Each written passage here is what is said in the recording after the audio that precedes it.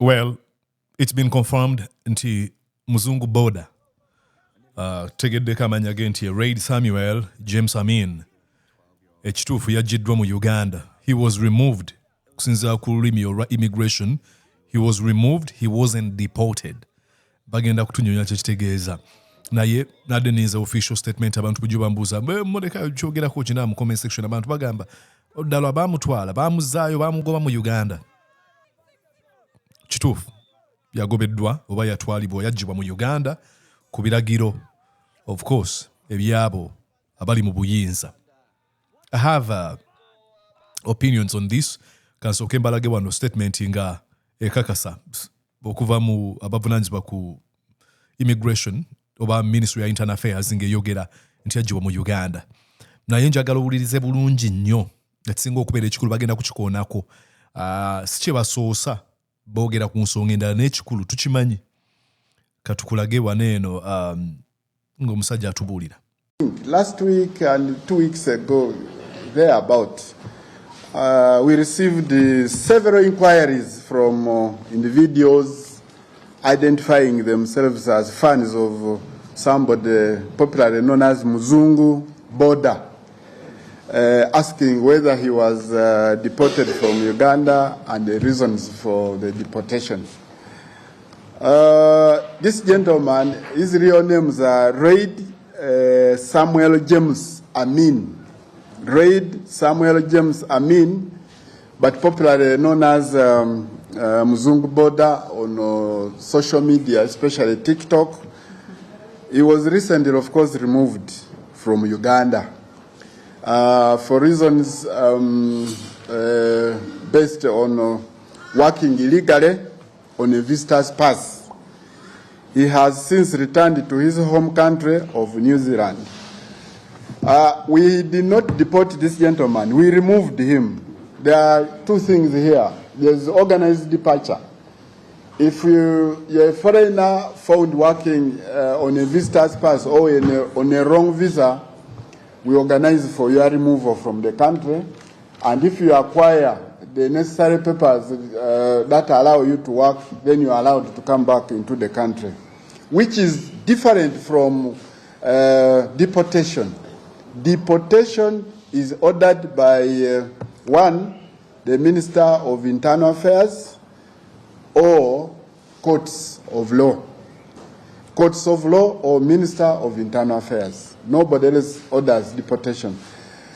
Now, what happens with deportation? The individual is not allowed to return to the country whatsoever. For organized departure, somebody can go back to their country, rearrange and reorganize themselves and acquire the necessary facilities and be able to return to the country to continue with their work.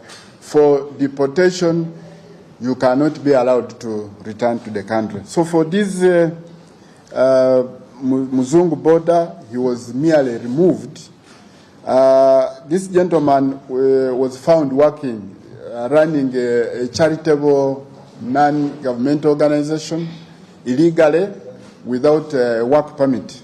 And those are the reasons that formed the basis for his organized removal. At some point, you would find this man in one of the recordings doing very weird things, and we even imagined whether he was in his right sense of mind. In one recording which he did with children, he would be seen drifting with children to very worrying levels, almost children hitting their heads on the tarmac and crying. Children are seen crying while he was laughing. You know, that was a very terrible thing. In another, we saw him run to an old woman, I think, who was carrying her matoke on the head. He's seen grabbing the matoke from the lady's head, then was forcefully seen kissing the lady's breast. And the lady was not amused. After seeing that the lady was not amused, he tossed a 10,000 note to the old woman. Now, such things not allowed in the African culture, where you grab somebody in public wanting to kiss. That is that amounts to sexual assault. So he was doing so many things at departures in Entebbe at the airport. He behaved in an awkward situation by yelling at whoever he saw wearing either immigration uniform or government of Uganda with a government of Uganda badge. So that kind of behavior was really uncalled for. So we peacefully sent him to his country and asking him to first reorganize himself. Then he will return and we shall let him in. He was, I think, a self-appointed spokesperson of government, talking about potholes here, talking about things which were uncoordinated. So we thought the work he had given himself, he needed to have paid for a work permit for it in order to do that kind of work. So, of course, to work in any country, including Uganda, an individual must possess a valid work permit. This country has laws, has regulations, has policies to follow. It is not permissible to work or study on a visa or visitor's tourist pass. And unfortunately, for aid, it did not adhere to these regulations. And as a law-abiding country, we could not sit and just clap hands as he continues to break the immigration law. So as it's a standard practice, he was removed from the country along with several others.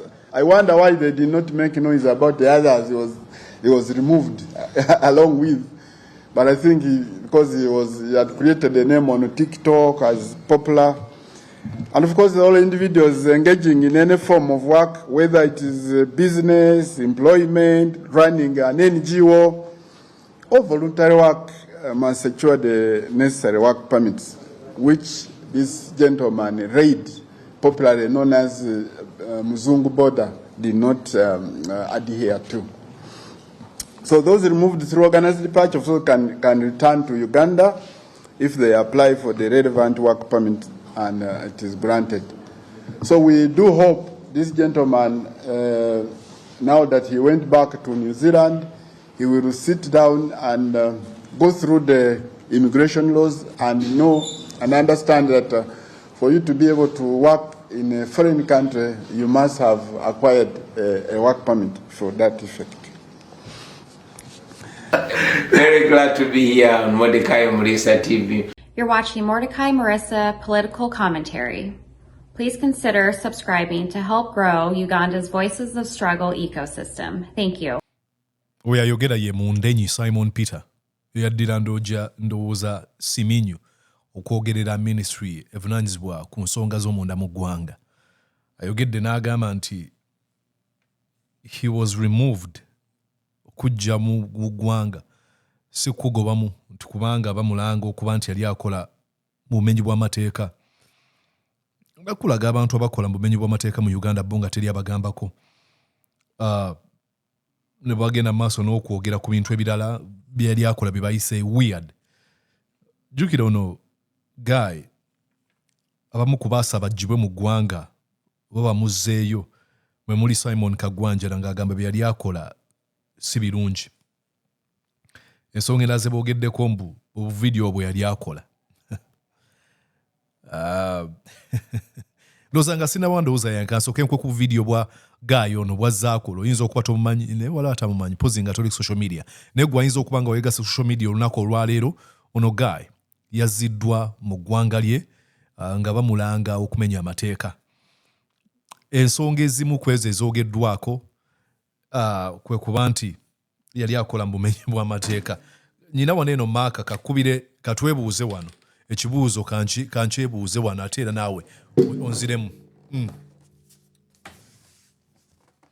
Eno saako katukube graph.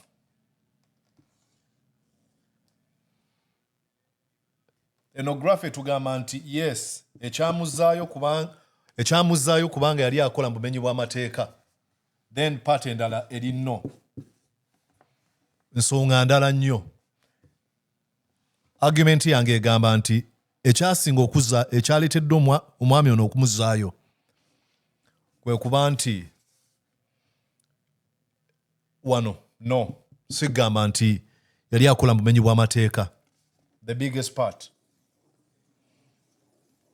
kino kipaat yali takola mu bumenyi bw'amateeka.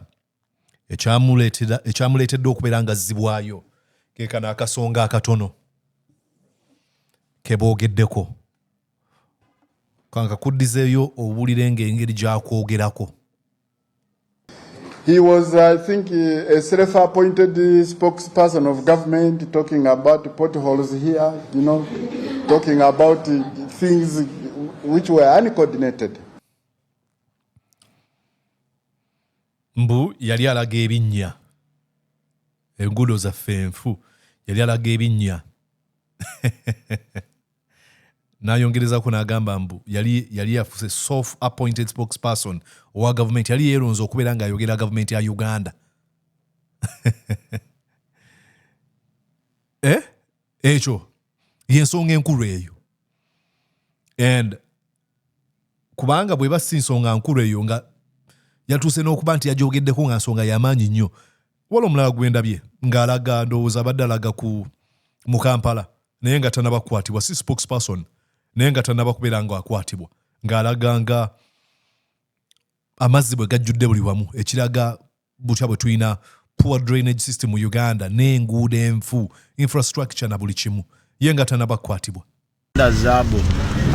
Uganda zabo abagala oyita ku mukwano bambi temukikola kujanga wazena okujanga oyina akatoko tukiddamu abagala oyita ku mukwano temukirowooza nako. Tongera bategeeza ffe abaapudeete neno tufunyeyo kasezibwa akalala. Anyways, kankulage waneeno ku video bwa gaayo ono then nzije tweyongereyo. Tulengera nagagga nakola dda be bano bawulira bali bannegu negu baba baliisa muliise ebyana biwala ebinyirira. Omulala yegedde ekibuga naye omulala muyizi gwe nekujja olonna banonya kyakulya bwala seeka ng'oyiseewo twakanya nkomewa ensi eyina nnyiniyo n'ebitonde byonna yennyini byo ffenna yalina otutegeerera akatono kagulidde abantu batutegeerere wallahi nze njula okusaba lana buno n'abatulaba obubi gwe tubalaba bubi bw'oba muno omutwalo gumuwe.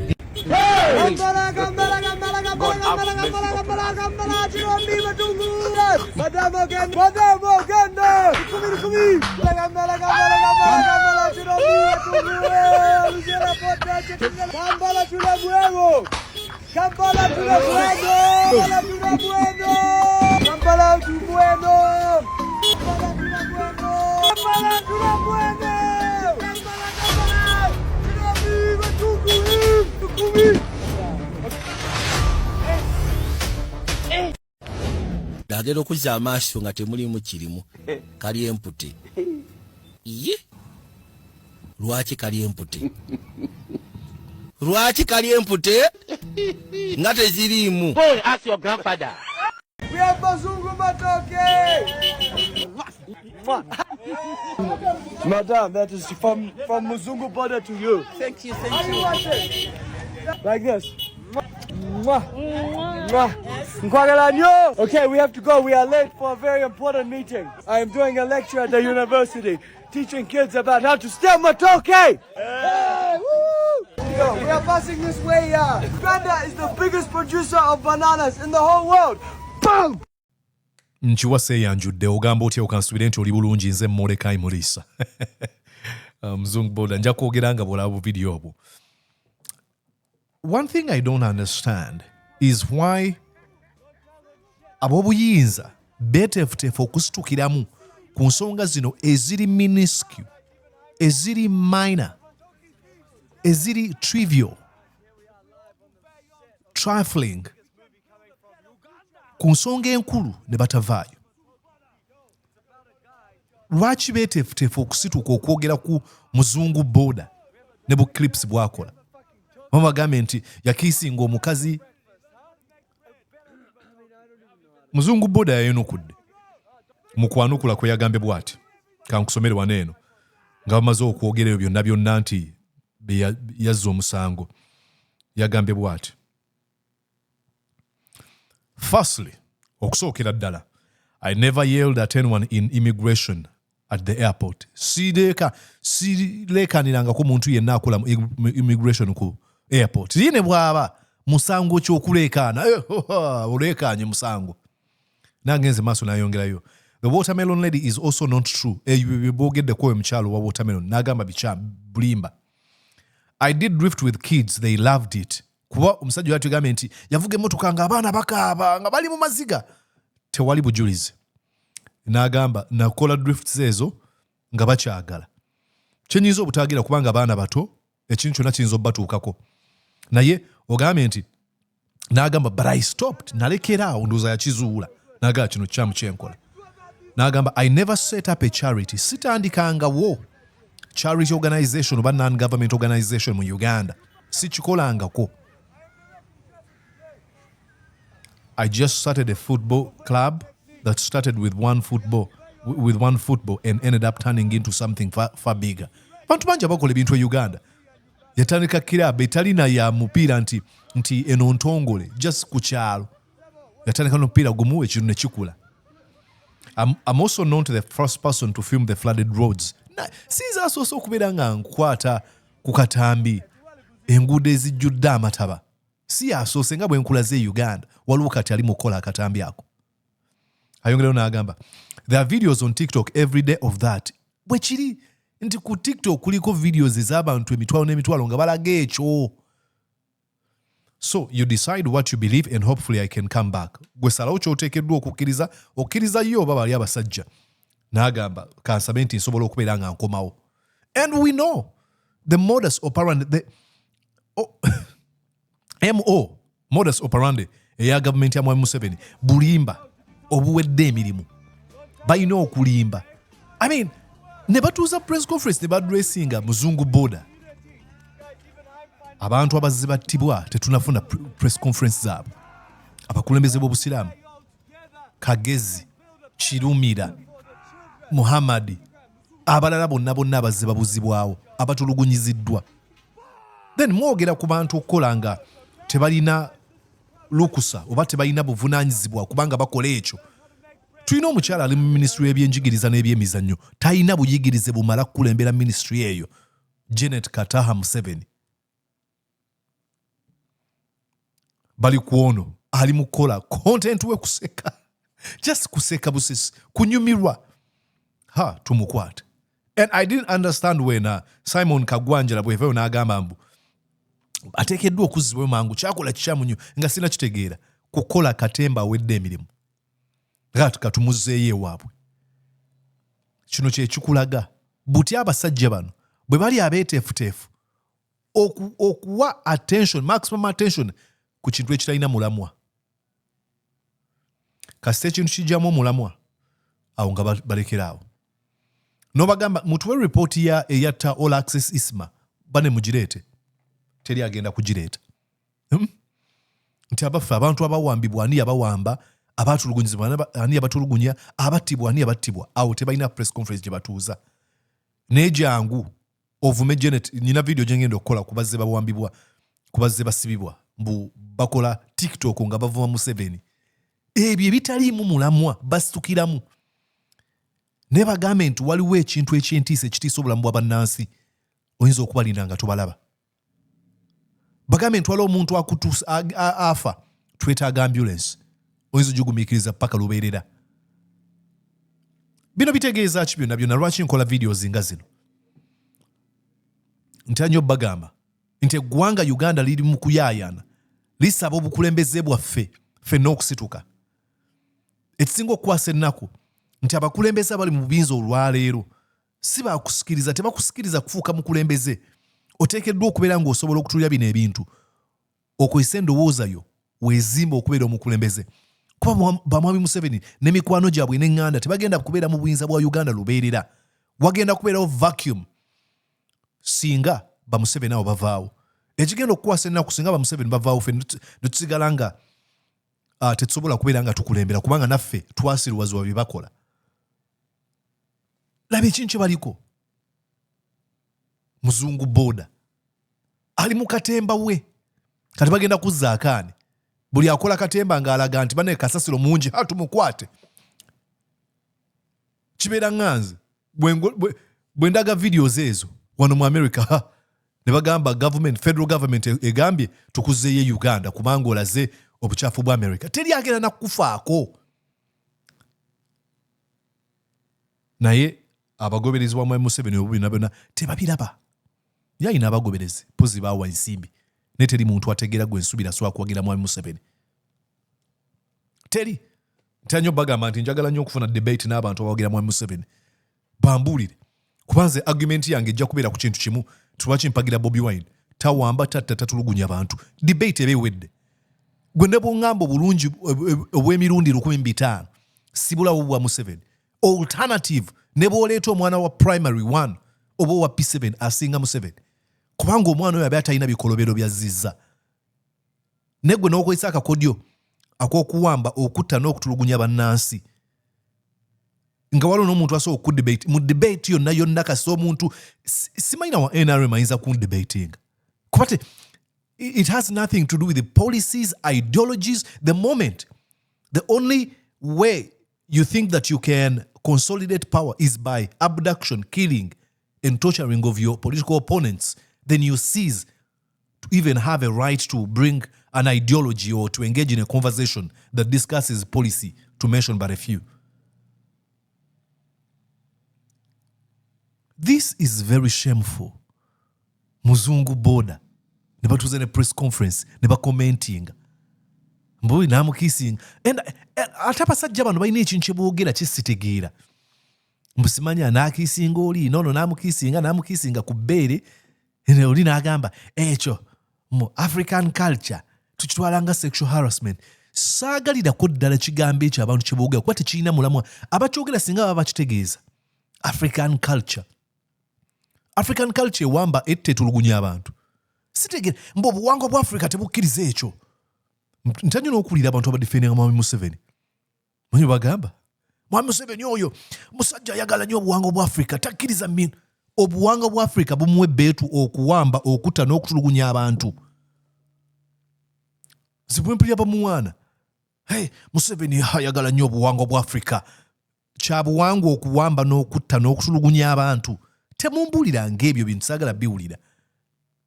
Mbo tetukikkiriza ekyo. Obuwangwa bwa Africa kulya nguzi. Simanyi abantu balondawo obuwangwa bwa Africa bwe baagala. Ate tukkiriza kwenyegera mu lujjudde obuwangwa bwa Africa. Naye nga yogera ebyo. Ate mubbi. Museveni omanyi yagamba. Nalaba ku video ngaga taso akisinga Janet Museveni mu lujjudde. Naga bagenda kumbuuza obusi buwangwa bwa Africa.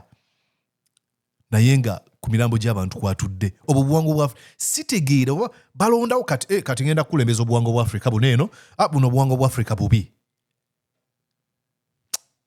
Munansonyiwa okunyiika.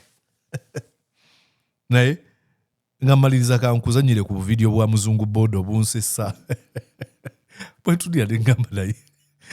Obubuko nabadde ne fujjo. Ate akyalirina ne bwe yagenze ewaabwe. Loza nga maliza nja kuzanya video yatuuse ewaabwe era ali mu fujjo lyerimu.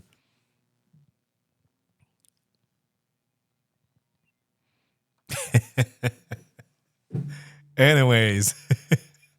Oye Mzungu Boda, Muganda fe Raid Samuel, James Amin, yaziddwayo ewaabwe mbu yadde akola ebintu ebiri weird.